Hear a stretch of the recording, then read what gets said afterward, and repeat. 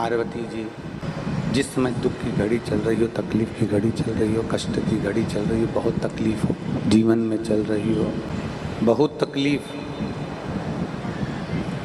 जब जिंदगी में चल रही हो, उस समय पर 2 बेलपत्र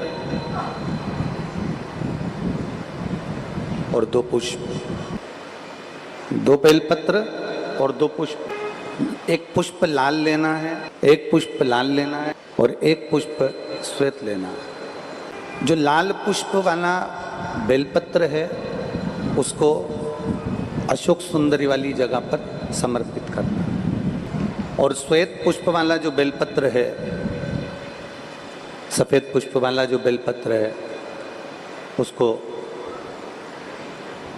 भगवान शंकर का जो शिवलिंग है, भगवान शिव का जो शिवलिंग है उस पर समर्पित करना।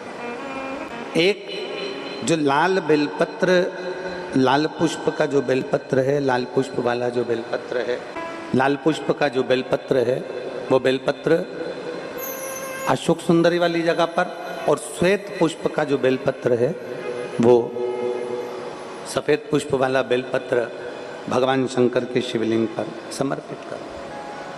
अपने दिल की कामना अपने मन से बाबा से प्रार्थना करो, अपने हृदय से भगवान शिव को कहो और दिल से देवादिदेव महादेव को कह कर आओ, दिल से, हृदय से।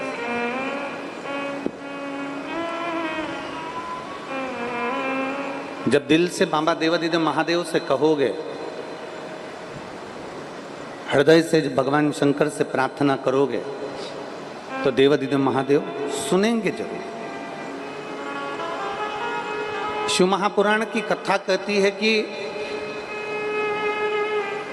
विषम परिस्थिति में, तकलीफ की घड़ी में, विषम परिस्थिति में, तकलीफ की घड़ी में, कष्ट की घड़ी में, विषम परिस्थिति में प्रयास करो कि हम शंकर और पार्वती, शिव और पार्वती को पुकारें। विषम परिस्थिति हम भगवान शंकर और पार्वती जी का स्मरण करें। विषम परिस्थिति में हम देवादिदेव महादेव और माता पार्वती का स्मरण करें। कई लोग कहते हैं कि गुरुजी हम शिव जी को जल चढ़ाते हैं और देवादिदेव महादेव को जल चढ़ाते हैं, तो क्या पार्वती जी को भी जल चढ़ाने जाना पड़ेगा? पार्वती जी को भी जल चढ़ाने के लिए जाना है? शिव महापुराण की कथा कहती है, आप अगर हृदय रखकर जरा ध्यान देंगे, जैसे ये शिवलिंग है, ये जलाधारी है, और अगर आप हृदय रखकर जब हम देवादिदेव महादेव को जल चढ़ाते हैं, शंकर जी को जल चढ़ाते हैं, और वहीं जल चढ़ाते चढ़ाते आप अशोक सुंदरी वाली जगह अर्थात माता पार्वती जी का हस्तकमल और अशोक सुंदरी वाली जगह पर भी अपने जल को थोड़ी सी धार लगा देते हैं, तो शंकर और पार्वती दोनों को ही वो जल समर्पित हो जाता है। वैसे तो शिव महापुराण की कथा ये कहती है कि केवल एक देवादिदेव महादेव को जल चढ़ा देने से,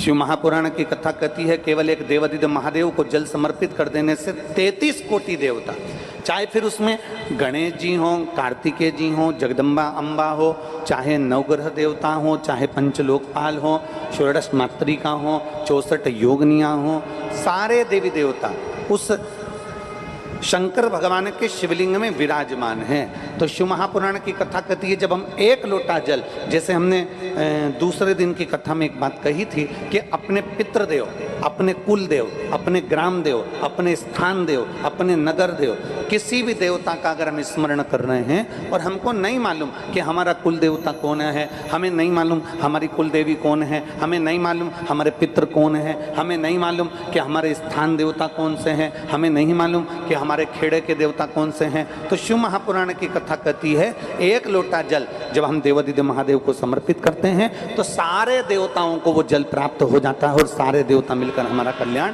कर देते हैं। हमारे भीतर के जो खोट होते हैं, हमारे भीतर के जो अवगुण होते हैं, हमारे भीतर के जो दोष होते हैं, शिव महापुराण की कथा कहती है प्रयास करा करो कि जब कथा सुनने जाओ तो एक मन में संकल्प लेकर जाओ कि मैं जो गलत काम करता हूँ उसमें से आज एक गलत काम शिव महापुराण की कथा में छोड़ दे रहा हूँ, उसके बाद में कभी नहीं करूँगा। होता है गुरु गुरु होता है, साधु साधु होता है, तपस्वी तपस्वी होता है, साधक साधक होता है, उपासक उपासक होता है। दुनिया में सबसे कोमल दिल, दुनिया में सबसे नम्र दिल, दुनिया में सबसे स्नेहिल दिल अगर माना गया है तो किसी संत साधु गुरुजन ब्राह्मण जन तपस्वी जन साधक और उपासक का माना गया। गुरु एक ऐसा होता है गुस्सा कर भी देता है, क्रोध कर भी देता है। संत साधु सन्यासी तपस्वी साधक उपासक अगर क्रोध कर भी देते हैं तो संत साधु सन्यासी तपस्वी साधक उपासक का जो हृदय होता है इतना भगवान की भक्ति में डूबा डूबा इतना नर्म हो जाता है कि अगर गुस्सा कर भी देता है तो दूसरे क्षण में माफ कर भी देता है। वो संत वो साधु वो गुरुजन वो तपस्वी वो साधक वो उपासक,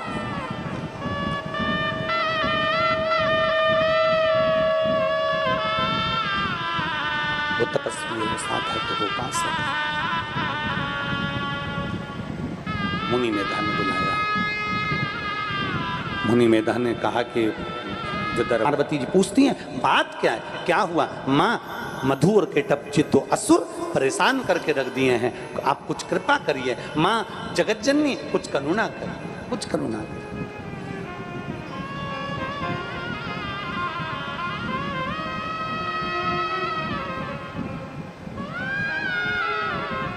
विनय करा, निवेदन करा कि अम्बे तू है जगदम्बे काली, जय दुर्गे खप्पर वाली, तेरे ही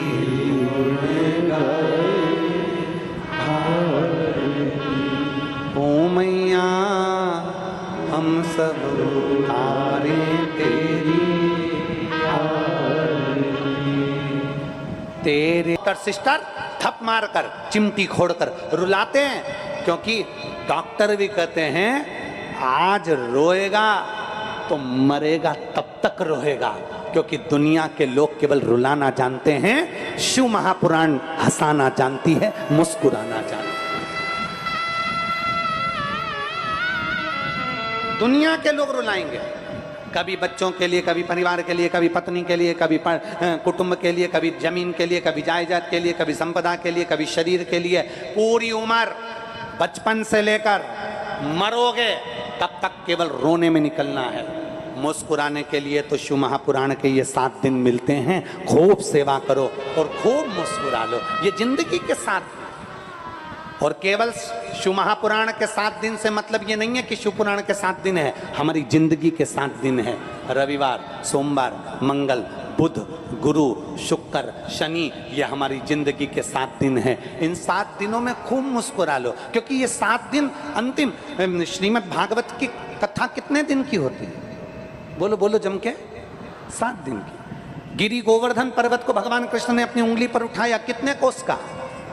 7 कोस। कितने दिन तक उठा कर रखा? 7 दिन तक।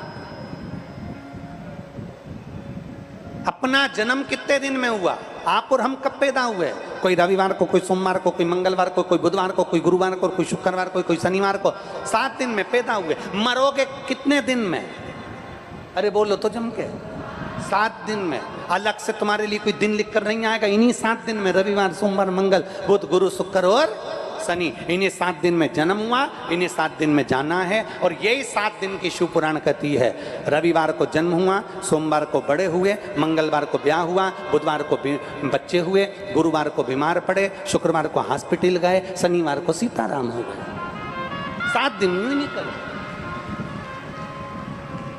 जीवन के 7 दिन ऐसे ही निकल जाते हैं मुस्कुराते। जिसने सेवा कर ली, जिसने चाकरी कर ली, जिसने भजन कर लिया, जिसने कीर्तन कर लिया, जिसने मंत्र जाप कर लिया, जिसने नाम जाप कर लिया, वो आनंद की सुख राशि प्राप्त कर लेता।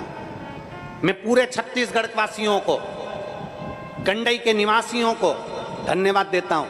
इस गंडई हो तो चिंता मत करना, मेरे भोलेनाथ तुम्हारी सारी व्यवस्था कर ही देते हैं। ये शिव तत्व है, योग घड़ी है।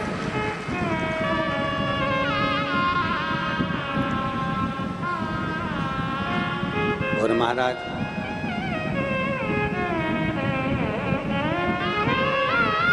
दिया, मांग लो तुम्हें क्या चाहिए। भगवान नारायण बड़े प्रसन्न हो गए, बड़े प्रसन्न, गजब। हमेशा नारायण से लोग मांगते थे, आज नारायण को मांगने का मौका मिल गया। और नारायण ने कह दिया अगर देना चाहते हो तो देव।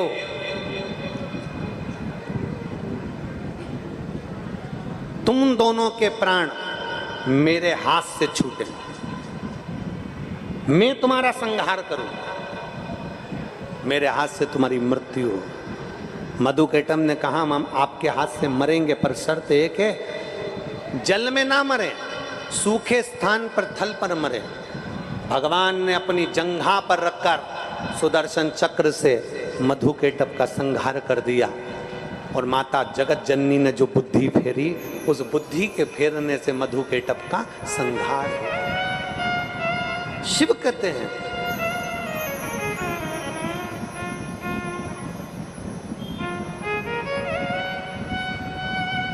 भगवान शंकर काशी में मां जगत जननी पार्वती से कहते हैं सुनो जगत जननी, हे जगदम्बा पार्वती सुनो, तुम्हारा और मेरा नाम जब संसार का कोई मनुष्य लेता है, संसार सागर से मुक्त होकर कैलाश धाम में जाकर विराजमान होता है।